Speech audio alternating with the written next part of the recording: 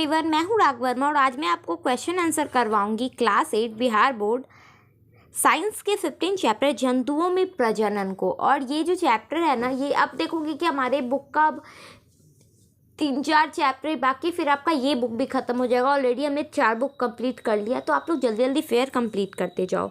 First question है जीवों में निरंतरता के लिए आवश्यक है, तो प्रजनन इसका आंसर हो जाएगा। उसके बाद है अलैंगिक प्रजनन के भाग हैं, तो एक जीव। उसके बाद है लैंगिक प्रजनन में भाग लेते हैं, तो लैंगिक प्रजनन में एक नर और एक मादा अथवा एक उभयलिंगी भाग लेते हैं। उसके बाद है घ नंबर में कि आंतरिक निषेचन होता है, तो ये मादा शरीर के अंदर होता है। उसके बाद है मादा जननांग है, तो मादा जननांग में गर्भाशय आता है। उसके बाद यहाँ पे हमें सही और गलत चुनना, यानी ट्रू एंड फॉल्स वाले क्वेश्चन हैं। पहला अमीबा मुकुलन द्वारा प्रजनन करता है, तो इसका हो जाएगा गलत। उसके बाद है मेढक का बाह्य निषेचन होता है, सही बात है। अलैंगिक प्रजनन की क्रिया में निषेचन होता है, गलत। शुक्राणु नर युग्मक है, सही बात है। और अंडाशय में शुक्राणु निकलते, ये गलत बात है, क्योंकि अंडाशय से अंडाणु निकलते हैं। उसके बाद थर्ड क्वेश्चन है कि प्रजनन से आप क्या समझते हैं, तो आप देखोगे सजीवों में अपनी जैसी संतति, एक मिनट रुक जाओ, हाँ, सजीवों में अपनी जैसी संतति उत्पन्न करने के लक्षण पाए जाते हैं।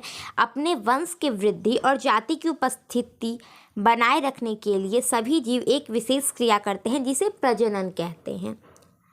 उसके बाद है 4 नंबर क्वेश्चन, अलैंगिक प्रजनन और लैंगिक प्रजनन में अंतर समझाइए। तो आप देखोगे कि प्रजनन की 2 विधियां होती है। पहला है अलैंगिक जनन।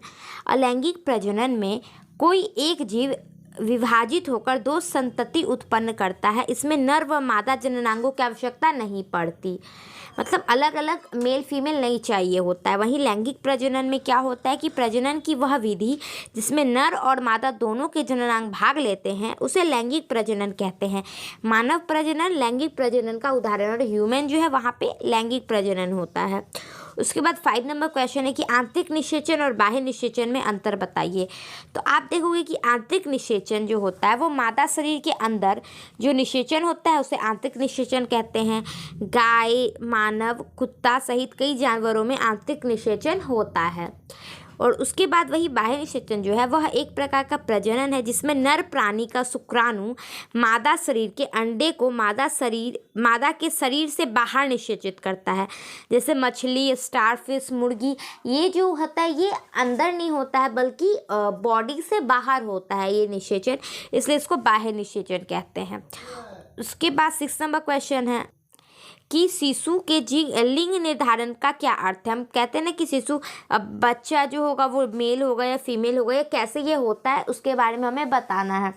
तो यहाँ पे देखोगे कि मानव में प्रत्येक कोशिकाओं में 23 जोड़ा अर्थात 46 गुणसूत्र होता है पर सेल में। आप देखोगे हम लोग बॉडी में अरबों की संख्या में सेल, और हर सेल में 23 जोड़ा गुणसूत्र होता है, जिसमें से 22 जोड़े पुरुष और स्त्रियों के समान प्रकृति के होते हैं, मतलब दोनों में 22 जोड़ा जो होता है वो सेम होता है।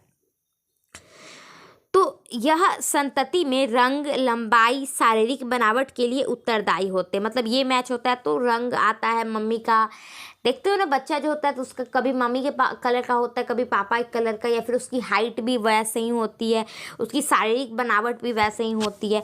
तो ये 22 जोड़ा जो होता है उस पर डिपेंड करता है। जबकि जो 23वां जोड़ा होता है वह जो गुणसूत्र है वो पुरुष में होता है XY और स्त्री में होता है XX, ठीक है। और यही गुणसूत्र लिंग निर्धारण के लिए उत्तरदायी होता है। अब यहीं पे लिंग निर्धारण था, अगर X के साथ X मिलेगा ना तो हो जाएगा बेटी, ठीक है। और वही X में Y मिलेगा तो ये हो जाता है बेटा। तो यही है कि यदि Y गुणसूत्र वाले शुक्राणु अंडाशय के साथ निषेचित होते हैं तो युग्मनज XY की प्रकृति का होता है और नवजात शिशु लड़का होगा। जबकि X गुणसूत्र वाले शुक्राणु के साथ निषेचन होता है तो युग्मनज XX प्रकृति की होगी और नवजात शिशु लड़की होगी। तो ये एक फैक्टर है कि पता चलता है कि बेटा होगा कि बेटी होगा।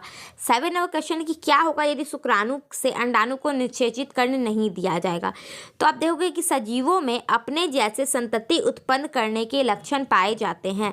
अपने वंश वृद्धि और जाति की निरंतरता को बनाए रखने के लिए प्रत्येक जीवधारी एक विशेष क्रिया करते हैं जिसे प्रजनन कहते हैं। प्रजनन की प्रक्रिया में अंडाणु और तथा शुक्राणु आपस में निषेचित होकर शिशु को जन्म देते हैं। यदि शुक्राणु को निषेचित अंडाणु से मिलने नहीं दिया जाए तो इसे सजीव जगत का धीरे धीरे समाप्ति हो जाएगा, सभी जीव विलुप्त हो जाएंगे और सृष्टि का नामो निशान मिट जाएगा।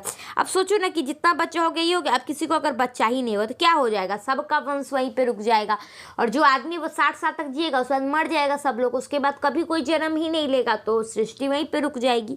तो ये हो जाएगा अगर हम निषेचन को रोक दें। उसके बाद 8 नंबर क्वेश्चन है कि क्या शिशु के लिंग निर्धारण के लिए स्त्री उत्तरदायी है, यदि नहीं तो समाज और परिवार के लोगों को आप कैसे समझाएंगे। आप देखोगे गांव घर में हमेशा ऐसा होता है ना कि अगर बेटी हो जाती है तो सास जो है वो अपने बहू को टॉर्चर करने लगती है कि तुम बार बार बेटी जन्म देती हो ये वो।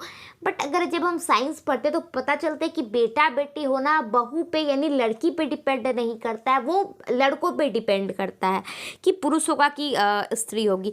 और ये हमने देखो लास्ट क्वेश्चन भी हमारा वही वाला था जो 7, अरे यार